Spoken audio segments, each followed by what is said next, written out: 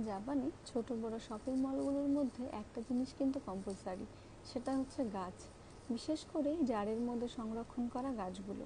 জাপানিজরা ভীষণ গাছ পছন্দ করে। গাছ দিয়ে ঘরবাড়ি সাজাতে তারা খুব ভালোবাসে।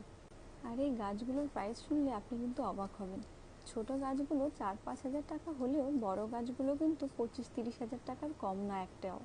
প্রত্যেক জাপানিজদের ঘরের সামনে আপনি দেখবেন ছোট বড় গাছ দিয়ে তারা তাদের ঘর সাজিয়ে রেখেছে, বিশেষ করে ফুলের গাছ, ফলের গাছ, সবজির গাছ দিয়ে।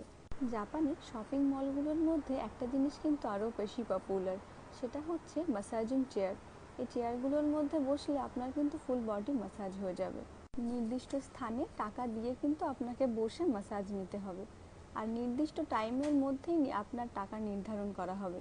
আপনার পায়ের তলা থেকে মাথার তালু পর্যন্ত কিন্তু পুরোটাই ম্যাসাজ হয়ে যাবে। উপরে একটা গ্লাসও রাখা থাকে যাতে আপনার